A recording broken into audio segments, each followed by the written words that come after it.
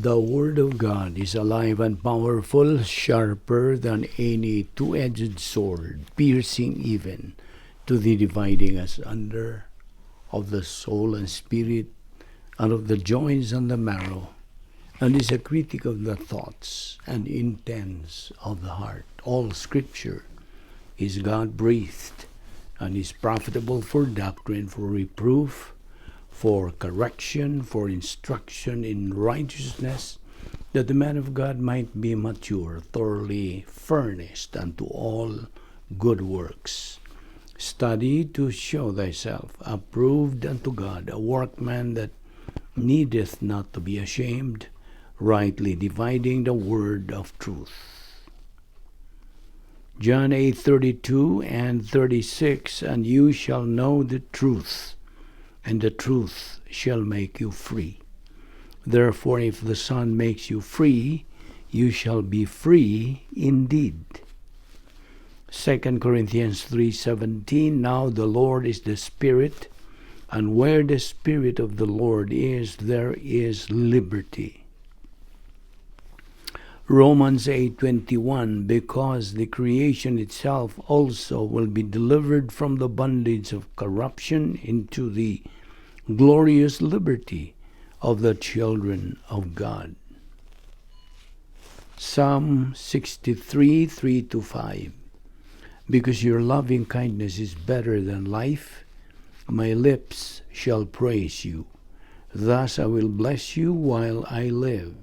I will lift up my hands in your name. My soul shall be satisfied as with marrow and fatness, and my mouth shall praise you with joyful lips. Psalm 34:1, I will bless the Lord at all times. His praise shall continually be in my mouth. Sa dili pa kita magapadayon sa pagtuon sa pulong sa Dios ni nga dawa, ato karong buhaton ang pagsugid sa ato mga sala kung gikinahanglan man. Kung nakabuhat kita mga sala ni nga dawa, kinahanglan kini atong isugid ngadto sa tubangan sa Dios Kamahan, aron kini dili mahimong babag sa atong pagabuhaton nga pagtuon sa pulong sa Dios. 1 John 1:9, nagasulti kanato, if we confess our sins, God is faithful and just to forgive us our sins and to cleanse us from all unrighteousness. Apanala kanimo dili magtotoo. Since you are still an unbeliever, wala pa si Kristo di sa imong kinabuhi, giawhag ka, giagda ka sa paggamit niya ng imong kabubuton aron ikaw makahimos labing manungdanong desisyon sa tibuok mong kinabuhi. Ang desisyon sa pagtuo, pagdawat kang Ginoong Hesukristo, ingon nga imong personal nga Dios ug manluluwas. Acts 16:31, nagkanayon, believe on the Lord Jesus Christ and thou shalt be saved. Way laing manluluwas si Ginoo Hesukristo ra. Acts 4:12, nagasulti ka nato. Neither is there salvation on any other under heaven given among men whereby we must be saved. Diya sa 1:3 usab, nagasulti ang pulong sa Dios. Unless a man be born again, he cannot see the kingdom of God. Busa sa wailangan, mag-ambot ta karon sa ilom, agig pangandam.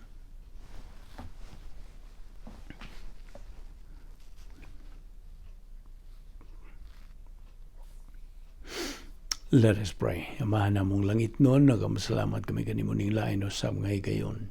Kay imong gigahin alang sa among pagpadayon sa pagtuon sa imong pulong. Ubani kami karon, pinagis pagtudlo ka namos bala ang Espiritu Santo sa tanan imong kamatuoran. Lamdagi kami, pasabta kami, patinawi kami sa imong mga pulong ug sa mga prinsipyo nga nagapaluyo niini. Kining tanan among gipasalamatan sa ngalan ni Ginoong Hesukristo. Amen. May ngadlaw sa tanan nato mga subscribers, mga higala, Mga igsoon diyan ni Kristo, welcome kaninyong tanan. Aniya pa kita magadupot sa atong tun-anan nga giuluhan og the role of believers in the devil's world. Una sa tanan, Efeso 2, 8 ug 9, angay natong dili hikalimtan kini, for we have been saved by grace through faith, and that not of yourselves, it is the gift of God, not of works, lest anyone should boast. Now, ang plano sa Dios nga diin kita nasud na niya yung higayon nga atong gituuhan sa Ginoong Kristo nga atong manluluwas. We instantly entered into the protocol plan of God. Ani ang description sa plano sa Dios. A right thing done in a wrong way is wrong. A wrong thing done in a right way is wrong. A wrong thing done in a wrong way is wrong. A right thing done in a right way is right. Mo kanay description sa plano sa Dios. Gawas pa, ang plano sa Dios is a problem identifier, problem anticipator, problem preventer, o problem solver. Now, what the Lord Jesus Christ has done at the cross, timan ni kini, mao ang plano sa Dios alang sa tao nga siya maluwas. Mao gini plano sa Dios nga ang tao maluwas. Okay? Mahilangit, dili mo ato sa impyerno. Mao ni kabuton sa Dios. Unsa gisulti 2 Pedro 3:9, God is not willing that anyone should perish, but that all should come to repentance. Meaning, nga maginulsol o nga sila maka tuo sa gibuhat nga kaluwasan ni Ginoong Kristo dito sa cross. Okay? Now, tuod, kitang mga magtutuo, bisan tuod, luwas na ta, na pamandinhi sa atong lawas, kini ang makasasala. Ug mao kini ang magatukmod kanato, magatod kanato sa pagbuhat ng mga sala. Mao kini ang atong giingon nga kanang magalawgaw sa atong espirituhanong kinabuhi. Kay iya maning Satanas nga mga kalaki. So, naadiha sa atong kini magsasala kanang last pangibog. With this goes the following, na ay kadalo, greed. Kunya na ay frantic search for happiness. Kining frantic search, murag kadipo-dipo ka ng pangita o kalipay. O di yun mo kaplagan ng tinuod at matuod nga kalipay. Kaya haraman ka na sa Dios. O timani katong upat ka matang sa pangibog, kanang gitawag nato og approbation lust, kanang daygon kas daghang tao, okay?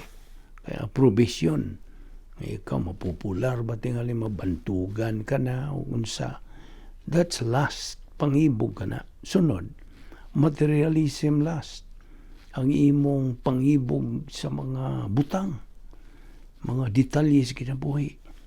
Anya sunod ang pangibog nimo nga ikaw kanang daygon sa mga katawhan, nga ikaw kanang naanay gahom, gamhanan ka na, tingali naka kabuot kag mga talagsaon nga mga kahimuan sa kinabuhi. So mo na nga pangibog nimo nga ikaw maka panag-iya gahom sa imong pagkatao. Unsa may sulod? Sexual lust. Na pangibog na ni sa kanang panghibog sa unod. You see? Sexual lust, good. Mao na nga, bantay kita niining mo mga panghibog nga, mao ni ingnon ta trend sa kanang uso sa atong kinaiya makasasala. Nga kung kini mo'y mudumala sa itong kinabuhi, magaluluoy kita. You see? And we cannot fulfill the protocol plan of God. Kaya tuwa man ito magpuyo dito sa gawas sa dapit nga may gahom sa Dios. Tuwa kas dapit nga may gahom ni Satanas. Gitawag na itong mga cosmic dynaspheres. Now, kinahanglan, mudaog kita Kay mo makinikabuton sa Dios nga kita magmadinaugon batok sa sala. Now, ang pulong sa Dios nga ipatuyok-tuyok na diha sa atong panimuot, circulating now in the stream of our consciousness, sulod gini sa dapit nga may gahom sa Dios, agi natugtuman sa iyang protocol nga plano. So, ang solution to the problem of sin is rebound and keep moving. Mao gina, ayaw gina kalimti gining pag-rebound. John 3:7, being born again, regeneration. Also John 3:3. You see, mao ni pagpakatao pag-usab. Diyas pagpakatao pag-usab, you become reborn to the family of God. That means you are born to the royal family of God. Harian ng panimalay sa Dios o kanang agi usab kini sa pagsunod sa honor code, family honor code. Kay kini pahimangno kanato sa tanan natong mga igsuong mga nangatao na pag-usab for all born again persons regarding the new family procedure. Kini bang family honor code kanang tudlo kanato bahin sa ato karon nga procedure o atong pagtuman niining bag-o nato nga panimalay. So kita nga mga magtotoo, tintalon malagit ang Satanas kay mao man nimo kaaway man ni sa Dios, tintalon ta. Apan ang Dios dili mo tintal kano, di nungka gyud dili. Ang iya pagsulay mao nay buhaton sa Dios kanang mga magtotoo, iyang mga anak sulayon ta. Sulayon ang atong pagtuo, hugot na bagyo pagayo. You see, kay ang ihalagi sa Satanas pagtintal. Now of course, di man nga temptation is not sin. Kano sa kinimahimong sala until we succumb to that temptation. Musugot na ganito na yan ang maong tentasyon na himo na sala. Now, ang atong kinayang magasala to, dili na ni matangtang, is not removed by God tungod kay buot sa Dios nga kita magmadinaugon sa atong espiritualong kinabuhi, ginamit ang tanang mga kasangkapan o mga spiritual assets o grace provisions. So, ang usa ka magtotoo nga karnal, gitawag kini sa Grigong pulong og sarkikos. Apan ang usa ka dili magtotoo, an unbeliever, sa Grigong pulong is sokikos. You see? Now, sa atubangan sa mata sa Diyos, I mean, may mata ang Diyos, ang pasabot expression ka na nga, before the eyes of God, it is not our actions that is important. It is the condition of our mental attitude. Mao ginay tutukan sa Diyos. Mao ginay susihon sa Diyos. Unsa na may kahimtang sa atong panghuna-huna karon.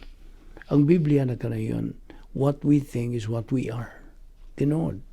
Unsa gani atong ginahuna, mao kana kita. Now, ang mando sa Dios alang sa mga matag magtutuo is to think the mind of Christ. 1 Corinthians 2:16. Mao gini ang buot sa Dios nga atong una-unaon ang huna-huna ni Kristo. Now, gani ang pulong sa Dios nagamando kana atong mga magtutuo nga atong bag-uhon kini atong mga panguna-una. We have to renovate our minds.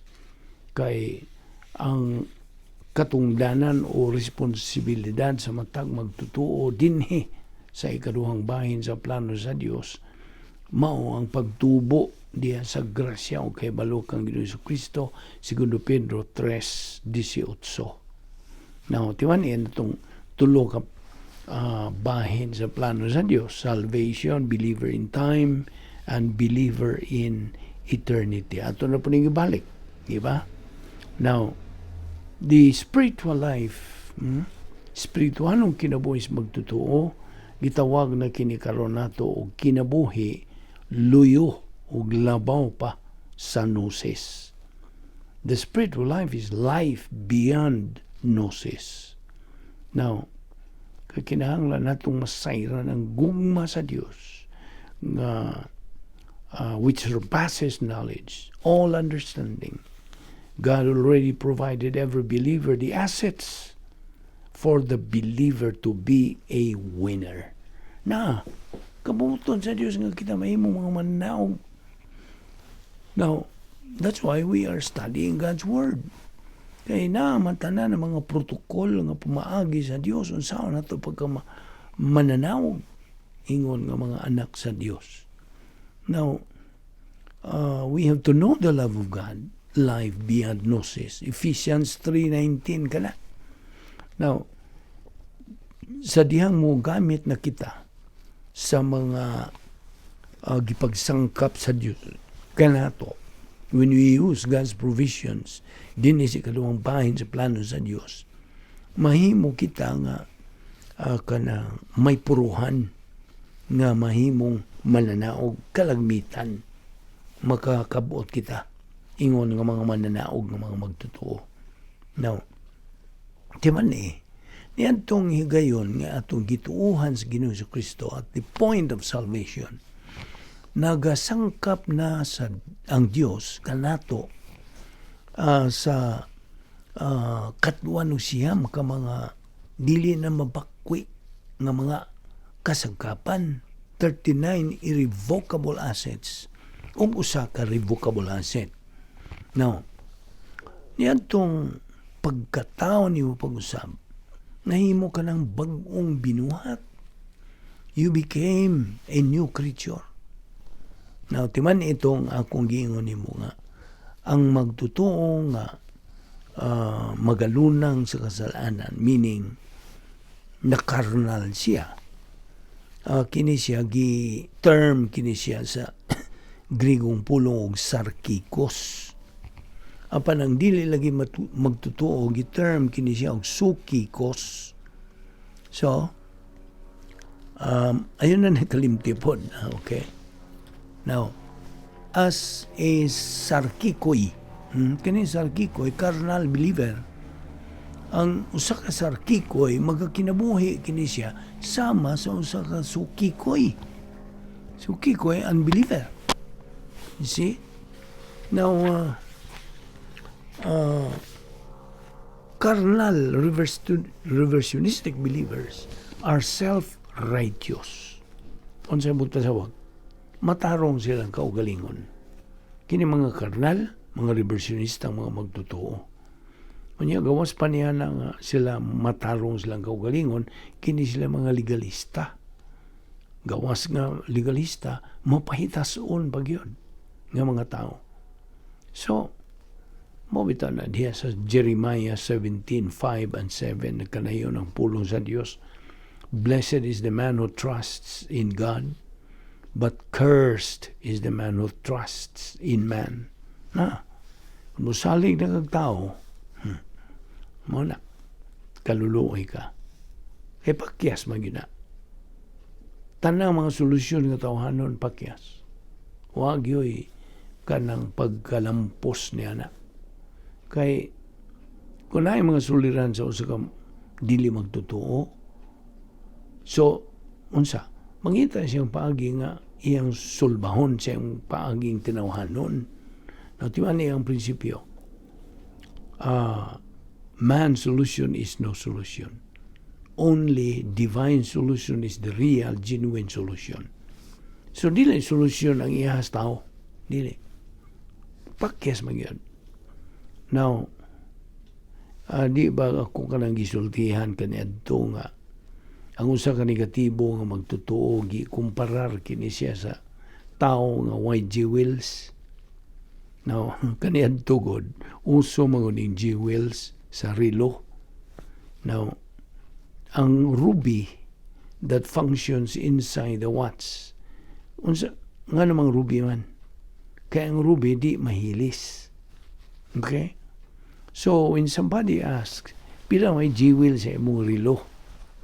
18 o 20 ka jewel. Kana nagpasabot, may jewel ang imong relo. No, karong panahon na, dili naman jewel. It's not jewels anymore, but unsa? Battery. Baterya na ang nagpaandar sa atong mga relo. Usta? Now, ang usa kang magtutuo nga why doktrina, why jewels? Mawala ko na atong ipangtandi lang nini nga why jewels. A believer with Bible doctrine has jewels. That believer can easily handle any kind of circumstances, be it in adversity or in prosperity. Kanang maong magtutuo, malipayon. He shares the happiness of God, his personal sense of destiny. So, ang usa kang magtutuo nga way doktrina, dili gyud siya maka-atubang bisag unsang mga kanisdanan o kapaitan sa kinabuhi, much more adversity. Sanglit kanang maong negatibo nga magtutuo, wa man lagi siya doktrina. Mo to akong giingon nimo, he will always throw in the towel or give up when confronted by mga katalagman sa kinabuhi. So, produkto rin siya sa iyong decision. Tinuyuan ba siyang buot? Inumdumi itong napulo ka mga paagis pagsulbat sa mga suliran nga gisangkap sa Diyos kanato. God's 10 problem-solving devices. Gamitan yun sila kanunay when we need them in any circumstance in life. So, timani nga kita at this point in time, niya man kita nini kaduhang bahin sa plano sa Diyos. We are believers in time. So, sa atong pagpadayon sa pagkinabuhi, dinhin ning panahon, we are supposed to be instructed by God's Royal Family Honor Code guidelines. Pangutana, why is the spiritual knowledge of a believer important? Nga naman, tubag, tungod kay that is his only basis sa pagkinabuhi sa kanang pag-agad sa kabubuton, tuyo, o tumong sa Diyos sa atong kinabuhi. Kay kung wa tay pulong sa Diyos, no knowledge of Bible doctrine, we are not going anywhere in our spiritual life. Wala. But the believer, naaman siya evolution.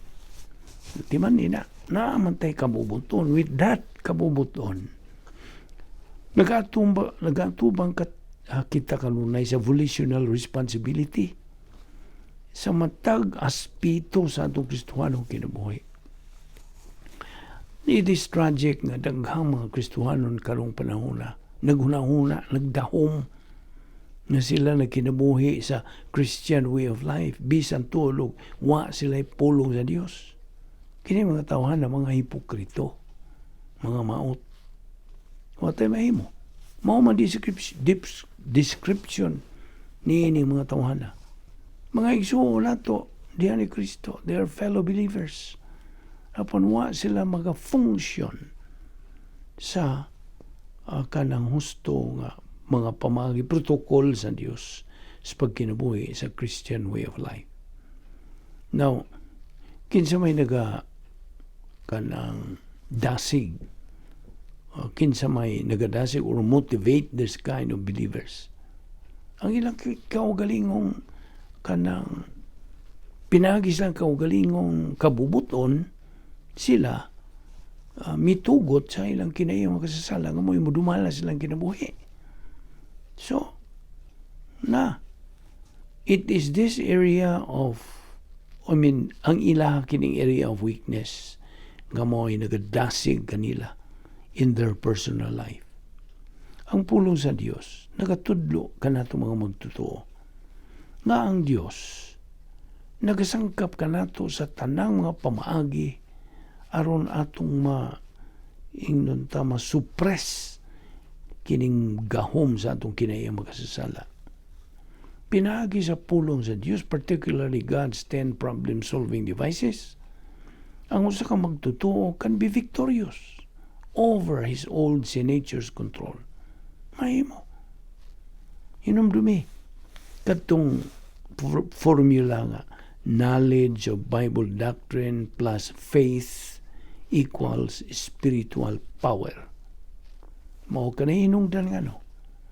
O nga labihan sa pagkabililhon, pagkamanungdanon sa pagkat-on sa pulong sa Dios. Labi na ang napulo ka mga paagis pagsulbad sa atong mga suliran. Gamita. Sugod na kung huwag pagka magagamit, gamita na ron. Kining una nga problem-solving device which is rebound. 1 John 1:9, if we confess our sins, God is faithful and just to forgive us our sins and to cleanse us from all unrighteousness. And then, keep moving in your spiritual life. Ayaw hunong. Kay, for all you know, kung hunong ka, human ka mo rebound, di na dangtan o pila ka minuto tingali. Balik na po ka sa imong naandan nga dili mayong buluhaton nga ikaw nag-karnal, nag-negatibo. You see? Di man itong definition sa Christian way of life. It is a supernatural way of life. And as such, it requires a supernatural way of execution. Now, ang usa ka negatibong magtutuo will tend to doubt. Tinoon ni, nagyo'y kalagmitan nga siya mo. Duha-duha ba? Luwas ba siya? Yung ano man. Nawa magdoktrina diha niya. That is why. So, ang usa ka negatibong magtutuo, libog na gyud siya. Nagkalibog na gyud siyang pagkatao. Yeah. Nagkaguliyang gyud, disorganized, disoriented, sa kamatuuran sa kinabuhi. So, ano na siya iyang pagka-miserable, makaluluoy, huwag kalipay, dili siguro, kanang luyat ang iyang baruganan. So, pildiro nga magtutuo. Can you afford to become a loser believer? Now, mauning atong itundan nga ang atong papel ingon nga mga magtutuo ni ining dapit nga gigamhan ni Satanas. Yung sa tawag na to sa ka magtutuo nga kanang baby believer. Batang masusupa ba? Karnal ba? They are babes in Christ. O diha sa kanang pulong sa Dios. Diha bitaw sa libro ni Pablo sa 1 Corinthians 3:1-3. Nagkanayon siya nga, but I, my brethren, cannot teach you the way I taught the mature believers because you are still baby believers. Mga karnal man mo. Babes in Christ. Hugi, kanang hulagway ra ba ning mga baby believers nga way buot. Okay, buot. Kaya mga gagmay pagumbata. Mga masuso pagod. So, Motos Pablo ni I cannot teach you, I cannot get through to you the way I taught the mature believers. Kaya mga bata pa panguhay buot. So, di man nga kitang mga magtutuo, nahimot ang mga anak sa Diyos. Pinagi sa itong pagtuo kang Kristo. Galatia 3:26. So, balik ta sa rebound. When a believer rebounds, siya malagmit nga mas spiritual. Okay? Because that's the way to be spiritual. We have to rebound. Now, when a believer ignores to rebound, magpabilin siyang karnal. Magpabilin siya nga unsa, ubos siya sa disiplina sa Diyos. Now, timan ang spirituality is the control of God, the Holy Spirit. Apan ang carnality is the control of the old sin nature. Now, timan kining punto sa doktrina. Imposible alang sa magtutuo sa pagpahimuot sa Dios kung siya gidumala sa iyang kinaiyang magasasala. It is impossible to please God for this believer. sa diha nga siya dumala sa iyang kinaiyang makasasala. Di man itong higayon nga mituo kita kang Kristo, itong dawat tas kaluwasan, two major things happen to us. Permanent and temporal. Ang permanent mo to eternal relationship with God. Whereas ang temporal is fellowship with God. Di man itong top circle o bottom circle. Ang top circle is union with Christ. That is our eternal relationship with God. Permanent na. Whereas ang bottom circle is fellowship with God. Moning temporal. Temporary kaya nga naman. Sa diyang makasalata, out we go. Magawas man niya ng fellowship with God. So therefore, immediately, we are under God's discipline. So, diya sa mga bersikulo dinhi, may tungod ng fellowship with God is 1 John 1:3. Okay? So do not hesitate to use rebound. Ayaw pagduduha. Si Apostol Pablo was telling the Corinthian believers, diya sa 1 Corinthians 3:1-3, to be spiritual o pagpadayon sa pagkat-on pulong sa Dios aron siya maka-go through or get through them, teach them sa mga kanang advance ng mga pulong sa Dios. So, do not be sarkikoy, a carnal believer. Now, nagtuon tayo ining mga puntuha labi na sa plano sa Dios aron kita makakat-on unsaon natos pagkinabuhi sa Kristohanong paagis pagkinabuhi. As we said, the Christian way of life is a supernatural way of life, and as such, it requires a supernatural way of execution. Balik-balik gini nato sa pagpainumdong kanimo. Apan ang magtotoo has a choice, whether he wants to become a winner believer or a loser believer. It is all a matter of choice. You see, nagatahod ang Diyos sa atong kabubutonoy. Dili siya mo hilabot. Dili siya mo tandog sa atong kabubuton. We are free to make a choice. That's God-given kining maong pribilehiyo.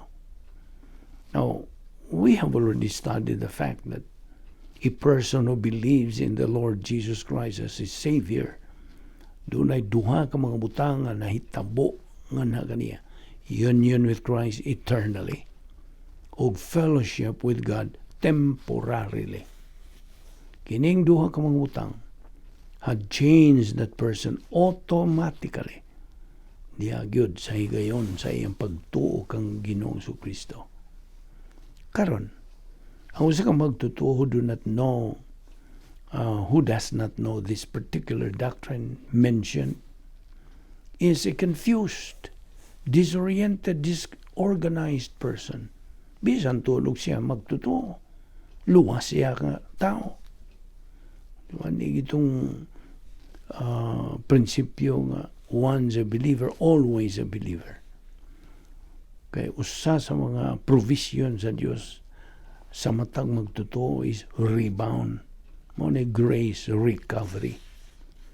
1 Corinthians 3:1, Paul said, "My brethren, I cannot speak to you as I speak to mature believers because you are still buot. Wa pa mo'y buot. Mga babes in Christ pa man kamo. And you are controlled by your old sin nature pa." So, laktor nga pagkasulti, the babes in Christ are not growing spiritually. Tungod ka, ang ilang mga pasiyo na sa iyo, they have wrong priorities in life. Now, dabihan daghana, bagang duot sa itong mga igsuong magtutuo, ang unsa, nangasayop ng ilang mga priority in life. Sayop. Instead of making God's Word as their priority, kalibutan naman lang ang ilang giuna-una. Isa mga detalyes kinabuhi. Now, kita kung mga magtotoo, gimanduan kita nga atong gamiton ang doktrina ngadto sa kasinatian sa kinabuhi. Dili kay i-apply na to ang experience ngadto sa doktrina. Lahi na. Murag, that's the opposite. We should know how to move towards spiritual maturity. Pinagira sa spiritual momentum ang pasabot ang atong pag-build up sa atong spiritual muscles. No, ang usa ka magtotoo makatubo spiritually. Ang rebound usa kini sa mga sinugdanang mga elemento o pagsangkap sa Dios aron kita makakinabuhi sa dili kasagaran nga espirituwanong kinabuhi. So, di man ni unsa may dapit nimong puluyanan ingon nga magtotoo. It is only the operational divine dynasty that a believer has to stay or to reside, because that's the believer's place of power. Iyahala sa Dios nga gahom. Just as the prototype divine dynasty was our Lord's place of power atol sa iyong unang pag-anhid sa kalibutan. So, hinumdumi kadtong napulo ka mga paagi sa pagsulbad og mga suliran nga gisangkap sa Dios kanatong mga magtotoo. Di man ni usab katong Operation PMA, Perception, Metabolization, and Application. O katong Operation Z. Di man ni gikan sa pastor teacher muadto kini ngadto sa tawhanong espiritu, ambog ngadto sa gnosis, left lobe of the mentality of the soul, mahimo ka ng gnosis doctrine. Apan kung imo ibalhin na ka na dito sa tuong bahin, the right lobe, which is the doer lobe, kini, pag tuon imo sa imo nakatunan nga pulon sa Dios din ang Espiritu Santo mulihog dayon. Pinagi siyang ministry sa unsa metabolize niya ng maong gnosis doctrine ngadto na sa epignosis doctrine. Nakasabot ka ba? Now, these are basic doctrines nga itong gihisgutan. So, timan ni usab katong tria kanang spiritual skills, spiritual self-esteem, spiritual autonomy, o spiritual maturity. O bantay, kaya na'y atbang niya na, iyahang satanas, nga gitawag og arrogance skills. Tulopod ang iyaha. So, ako ang tagaan og memory aid, Operation JDA. J, self-justification. D, self-deception. A, self-absorption. Muna, tulo ni. Self-justification, self-deception, o self-absorption. That is why si Pablo could not teach the Corinthian believers tungod kay karnal sila. Dinha sila yung mga mental attitude sins na converted na kadto sa strife, ilang mga panaglalis, panagbingkil. You see? They were walking like mere men. Unsa man yung mere men? Mga unbelievers. Kinabuhi sila sa mas mga di magtotoo. Kaya kini sila dumala na lagi sila sa ilang kinaiyang makasasala. You see? Kaya ang usa ka magtotoo nga magpabilin nga karnal, he walks like mere men, unbelievers. Di na ni mo kanang mailhan o believer pa din sila. You see? Kinabuhi na sila ang ilang mga kinaiya, ilang mga batasan, sama rin yung mga di magtotoo. Kung kini siya, kanang may kalangitan nga malegalistic o matarong silang kaugalingon. So, ang ilang panagawi, peripateo, ilang panagawi, wala mo tunong, not in cadence or not in bounds sa timing sa Dios. Kaya kining walking din kining parapateo, paggawi ini.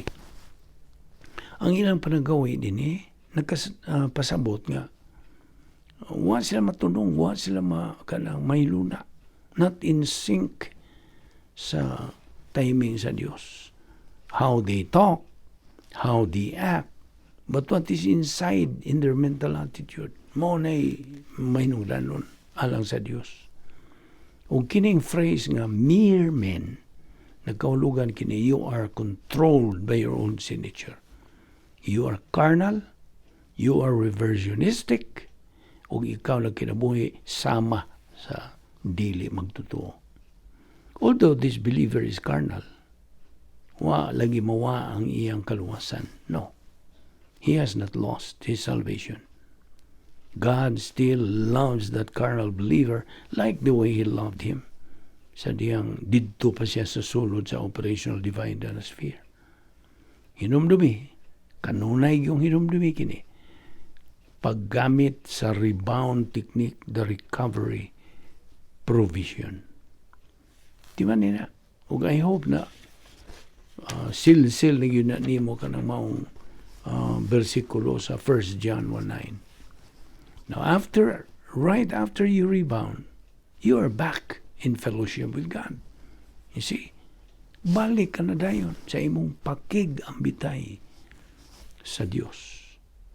So, kinigong 1 John 1:9, nag-una kining pulong nga if. Okay? If we confess our sins. Kining if din gipahimutang nila ni sa Greek grammar nga third class condition. Kay ang prothesis din condition if it were true. Okay? If it would be true or it would not be true, mo na ika third class condition.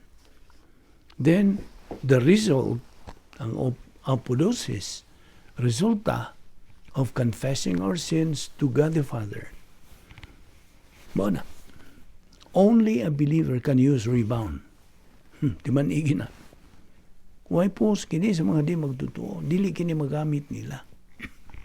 Only a believer can use rebound. Unbelievers cannot. Di man ina.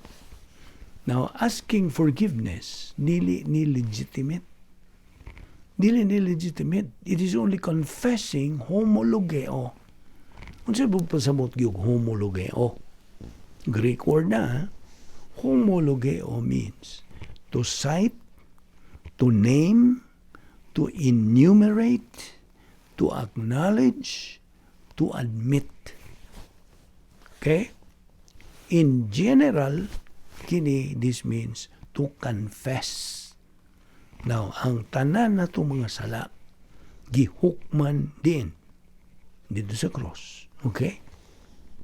Now, ang pagpinitensya, kinigong pulong nga pinitensya, alang lamanis mga taga-relihiyon, maumani ilang pulong. Penitensya, penance sa in English. Wala kinahanglan na. Ibaw ka nga no. Penance is not needed tungod kay God does not tell us so. Wa man mo sulti ang Diyos bahin niya na. Nga naman. Tungod kay si Ginoong Jesucristo was already judged at the cross. Kasabot ka. Si Ginoong Jesucristo mo hinaiagom sa paghukom niya itong mga sala. Mo itutos David, miingon siya diha sa Salmo 51, versikulo 4. O, I have sinned against you only. Now, diyan sa 1 Peter 2:9, kitang mga magtutuo are all royal priests. Harianon kitang mga pari o saserdote. Now, kitang mga magtutuo are responsible for our sins to God only. Underline that word only. Ngadtro sa Dios. Mahinungdan nga no, nga kita mo sugid. Okay? That is why we have to confess to Him only.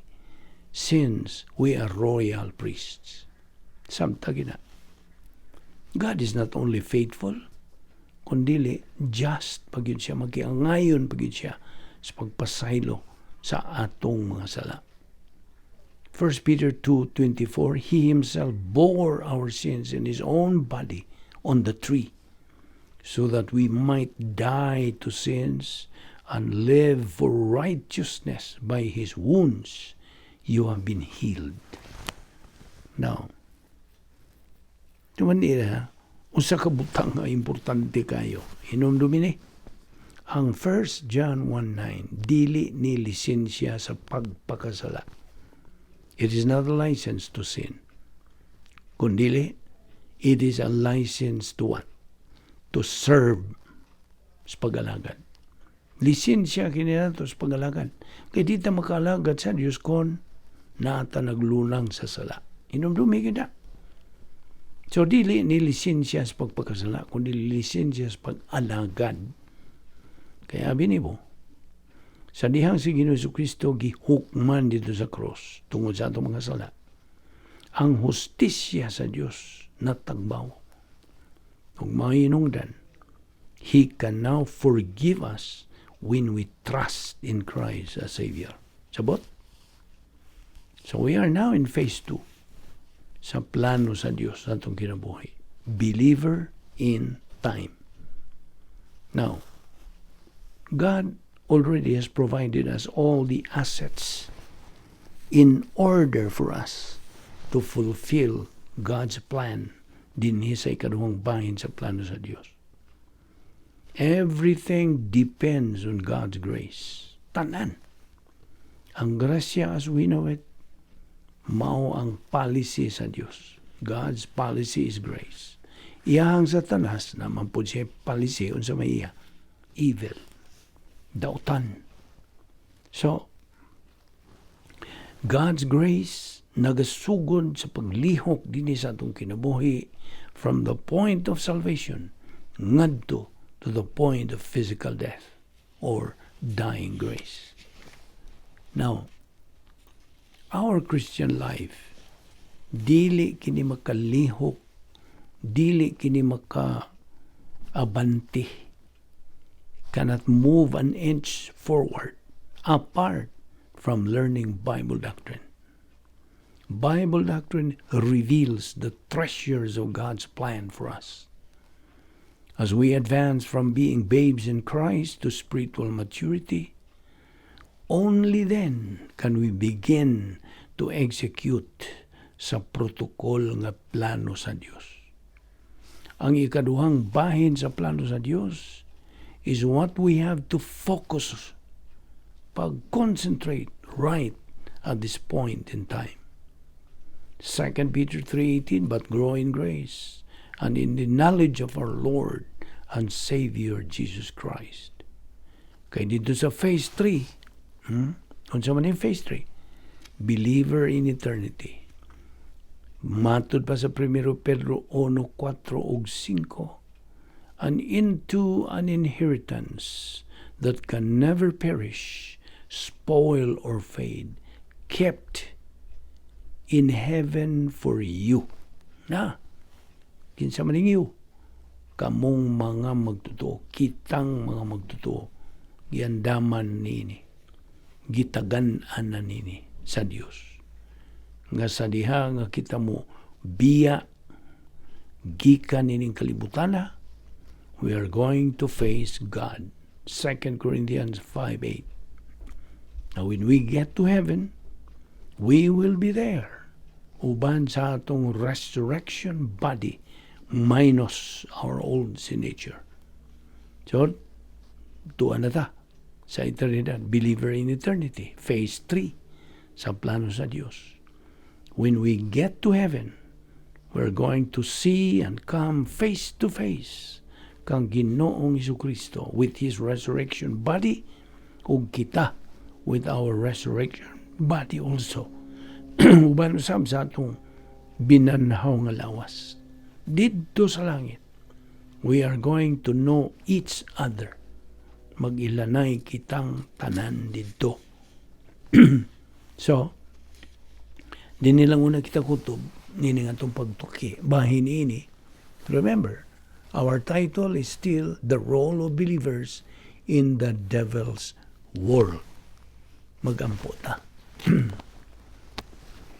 Higala kung ugaling mamatay ka karon, nahibaw ka bag, may langit ka o may impyerno ka hangtod sa kahangturan. Ang Biblia, ang pulong sa Dios nagkanayon, nga imo ka nang may bawaan.